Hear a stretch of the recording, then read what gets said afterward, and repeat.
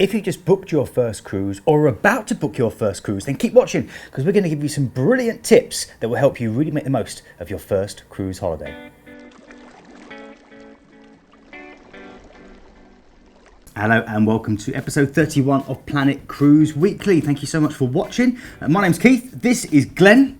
And we're here to talk about first-time cruising, aren't we, Glenn? We are, yes. We're going to give some insights and some of our expert knowledge on how people can get on cruise ships. Well, less of the expert, but we're certainly going to give you some knowledge. knowledge. We'll give you some knowledge anyway, Definitely, yeah. We've got how many years between us? I don't know, I did 12 years at sea, didn't I? I did 10. You did 10. So 22 years 22 years at sea, and then probably another 15 between us being landside, still talking about sea. Exactly, so we've got a bit of experience and we're going to try and give you loads of information because it can be quite nerve-wracking for people first booking cruises and it's a lot of terminology. So we're going to run through as much as we can for you and hopefully, as I said, you'll get a bit of idea. And if you are thinking about booking a cruise or just booked one, then great, because cruising is a great way to dip your toe into a lot of different destinations and then see if you want to go and explore them in more detail later. And there are more cruise ships at sea. There's more ships coming out every single year. There's more destinations, of course, for demand. And the great thing about ships is you can go to bed one night in Spain and wake up in France the next day. So it's nice visiting different destinations every single time you go for sure. Okay, so let's first of all talk about the types of cruises that there are out there. And probably the most popular one, and the people most familiar with, is fly cruising. And this allows you the convenience of starting your cruise directly from your first port of call. Benefits include immediately being in the heart of the action, which ultimately gives you more time to experience the area and experience the ports of call. Exactly, so it's a good idea. The other thing as well, you can book the whole thing as a package, or you've also going to enjoy the flexibility of booking your own flights and the cruise separately. So you might want to go out a couple of days before the cruise leaves. We can do hotels for you with our packages, but you have got that flexibility with the fly cruises as well. Now, fly cruises from the UK work like a standard package holiday. In a sense, you fly from your choice of regional airport, you're then met at the other end and transferred to the departure port to meet your cruise ship. And then after a relaxing cruise, you're transferred back to the airport for your flight back home. Okay, so then we also have the cruise and stay holidays. This combining a cruise with the land-based holiday offers the best of both worlds. Not only do you get value for money holiday at sea, but you'll also have time to stay in or near the departure airports or arrival ports and explore the destination. The inclusion of the land-based stay will make the holiday less of a gamble for first-time cruisers, and it offers the perfect compromise for families, couples or travelling companions who can't decide which type of holiday to take with them. I mean, we do it a lot further afield as well. Again, when we do some of our long hauls, people going out to places like Singapore or Sydney, you're going all that distance. It's nice to actually experience a few days actually in the destination before joining the ship. Absolutely, absolutely. Okay, then they've got cruises from the UK. Now, this is great if you're not a fan of flying, but you still want to enjoy everything that a cruise has to offer. If you want more information about the ports of call in the UK that take you and where to go from, then check out episode 29 of Planet Cruise Weekly. Just click the link there, and we've got lots of nice information, including how to get to these places as well. It's good, isn't it? Then you've got transatlantic cruises, which, funnily enough, is where you and I met working for Cunard, Glenn. Yeah, because Queen Mary always goes across to New York, doesn't it? So it's very, very popular there. And these have really been popular for cruise holidays. You can sail transatlantic and experience traditional British-style cruising with Cunard. Your entire cruise will be spent at sea, and generally these sailings arrive in New York, where you can explore the Big Apple and go and look at all the sites in New York. And it's best for pure relaxation, pampering, and just a chance to experience the historical roots of passenger shipping. That's right, because it all started with that iconic journey going from the old world to the new world. Exactly. Next up, world cruises. Now, a world cruise pretty much does what it says on the tin. You choose a world cruise and you can sail around lots of different exciting destinations. They last from anything between 30 days through to 6 months, and you can literally, choose a variety of different companies that cover this. But the big ones, again, come in with people like Cunard and P&O. A classic way of experiencing cruising for the first time for many people is what they call the mini cruise or taster cruise, and these normally last a couple of nights. They're a perfect weekend getaway, typically sail from the UK, and you get a chance maybe to explore Northern Europe, head over to Paris, head over for the Christmas markets, and then you head back. Also, you've got themed cruises as well, from country music to rock and roll cruises, Disney film themed cruises that take you to the Grand Prix, the Calgary Stampede, golf tournaments and more. Themed cruises are all the rage and perfect for anyone with a real passion or hobby to top off a great holiday, so they're really, really good. Okay, so some common questions now we're going to look at that people ask when they're about to go on their cruise for the first time. First one is, will I get seasick? And the answer is really, it's very unlikely that you will. These cruise ships now are very, very big. They've got great modern technology such as stabilizers, which means that they really don't roll or pitch much at all.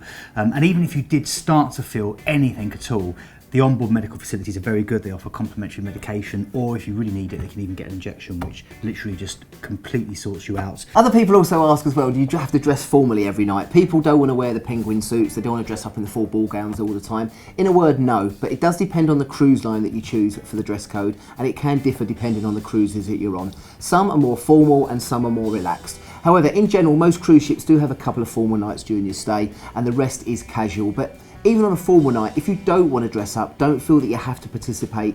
You can just go into one of the other restaurants, into the buffet restaurants. It's just the main restaurants that normally stop you going on those particular nights. Other questions include what's included in my cruise fare, and the answer to that is an awful lot. Your accommodation for a start, meals in the main dining room, as well as onboard entertainment, and plus all the activities, that's included. There may be a couple of things that you pay extra for, but the vast majority are all included. And then the main things that aren't covered, and this is unless you're sailing on an all-inclusive luxury line, are things like alcoholic drinks, shore excursions, specialty dining. There'll normally always be a really top-notch restaurant where you pay a little bit of extra to go along to, and then things like the internet, gift shops, spa services, and any kind of general shops on board. Other people also ask, will I get bored on cruise ships? The answer is no. Even if it's a sea day, there is so much going on these vessels. They're now geared to all ages, and they're a destination in themselves. People always ask about cash and currency on board the ship as well. So in order to make payments easy, you'll receive a swipe security card upon check-in, which doubles as your room key, of course, and for charging various items and services to an account that can be settled at the end of your trip with a debit or credit card, or of course cash. And it's always good to carry around a small amount of local currency when you are in these ports, maybe because you need to take a taxi or you need to make a purchase from a shop or a street vendor, and they may not take a euro or a dollar, for instance. They may want the particular currency of that country. Now, destinations. Well, the Mediterranean, first of all, is pretty much top of the list for most first-time cruisers because it's familiar. It doesn't really take too long to get there in the sense of flights or even from sailing from the UK. If you stay closer to home, then you can explore cities in the Baltic or maybe head over to the beautiful Norwegian fjords, which you can do again from the UK. But of course, the world is a big place, and there's plenty more adventurous cruises that you can take if you want something a little bit different. You can swim with the dolphins in the Caribbean, you can go and spot polar bears in Antarctica, or you can marvel at the wildlife in Alaska. There's some amazing destinations to go and see. Your choice of destinations will be large extent dedicated to the size and style of the cruise ship you pick.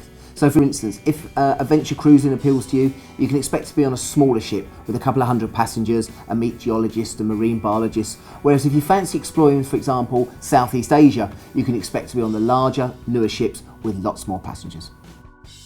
Okay, now for the best time to sail, it's quite important to decide where you're going to go. I mean, sometimes it's limited on maybe the fact that you might be going on a special birthday, maybe you're going on an anniversary, or maybe you can only travel during the school holidays.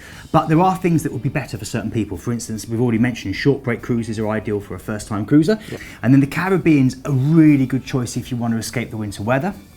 And then you've got the Med, which is perfect normally for a family holiday. And then again, if you want to do the fjords, it's a wonderful opportunity just to go away, just the two of you, and kind of wake up and pull back those curtains and see the snow-peaked mountains as you sail along. Very pleasant. The time of year you sail will also determine what you pay and the weather and crowds you encounter. High season or peak sailing are higher price, held when temperatures are at their best and the itineraries in highest demand. If you're not travelling with kids, avoid the school holiday periods. Overall, the more flexibility you have with your dates, the more savings you can make. We would say the best time to book is at least 6 months out. And the reason is that there are a lot of great discount rates you can get. You get a really good selection of cabin choice, and many of the actual companies offer you a lot of incentives, such as extra onboard credit, cabin upgrades, and they also offer you special maybe drinks packages that are thrown in as well. Now, if you are going to try your luck with a last minute cruise, and you can get some great deals, we typically mean kind of 60 days before departure, so 2 months before departure is what we call a last minute. You will need to be flexible with dates, you'll need to be flexible with your destination, with your cabin selection, because again, there will be fewer cabins available, but discounts dwindle and the airfares are peaking. So it's really, really important. And I know we were talking before, weren't we, Glenn? You know, if you are with a family and you want to get maybe a larger cabin than normal, yeah, it's best not to leave it. We've had people all year, Keith, phoning up in July for August, you know, family of 4 wanting a cabin, and you go, there isn't much available, there really isn't. So, you know, if it's something you want to do and it is a group of 3, 4, 5, 6 people, try and book up as early as possible. Then, as Keith mentioned, you get a choice of cabins and you'll get yourself booked on. Now, cabins. You are going to have to decide what type of cabin you would like to book. Some lines call them staterooms, but it's pretty much the same thing. Or suites. Or suites even, you're right. It's the place you're going to stay when you're on board. Now, there's a lot of different varieties. The cheapest ones tend to be what we call the insides, which don't have any window, so no natural light per se. But the question there is, are you going to spend much time in your cabin? Many people don't, so it doesn't really matter to them. Then you go to something maybe with a porthole or a sealed window, which is called an outside, and then you go from there for a little bit more money to a balcony, which is probably the most popular. And again, there you get your own balcony space, maybe with a sunbed and a chance to relax and look out on the sights. Some go all the way up to suites, and then you maybe get a butler, or you maybe get your own kind of jacuzzi bath. Some go even 2-level, you can go up that, then you can presidential suites they're called. And then you get cabins for singles as well with certain lines, particularly people like Fred Olsen Saga and NCL, very, very good for single cruises. And if you have mobility issues, then I would suggest booking definitely early, because there are special mobility cabins. But even if you do have mobility issues just in walking around, book early and request a cabin that's close to an elevator, because that will be a lot easier for you when it comes to getting from A to B. Big thing we were chatting about before, Glenn, is if you are going to go for a cabin, a balcony cabin, there's times to book that and times maybe not to. Exactly. So for example, if you're doing a transatlantic over in the middle of November and you're going to be at sea for 7 days, are you going to be sitting out in your balcony? No, I personally would say inside outside cabin and save the money and spend it in New York.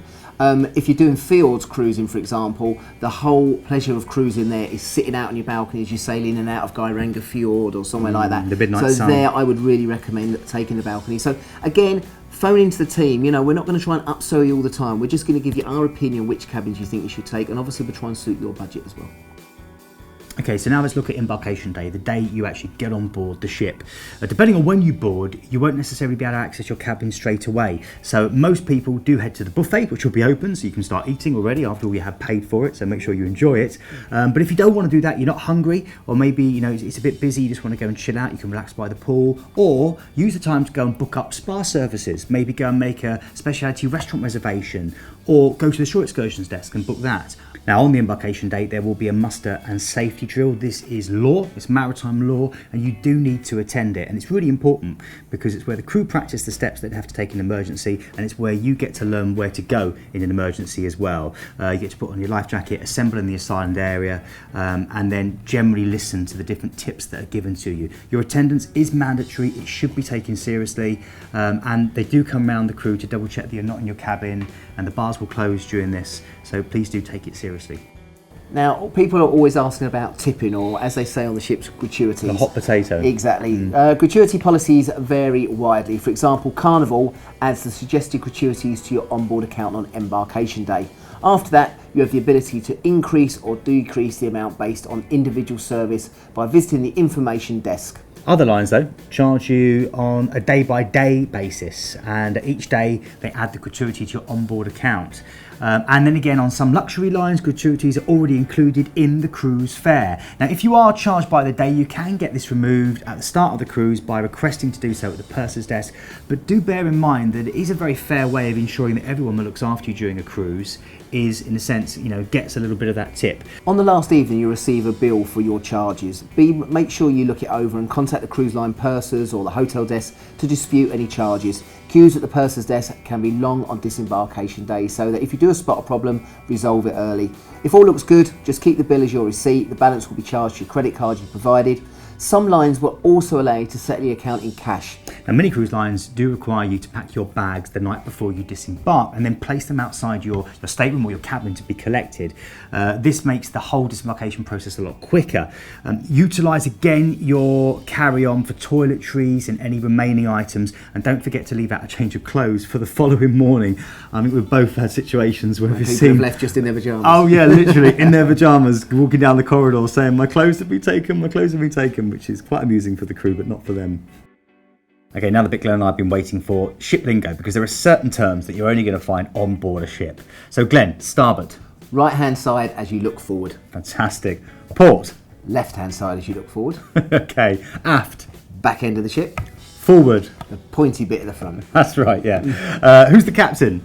Don't know, whoever's driving the ship at the time. Yeah. He's the main man, he's in charge of everything and he is in charge. Purser.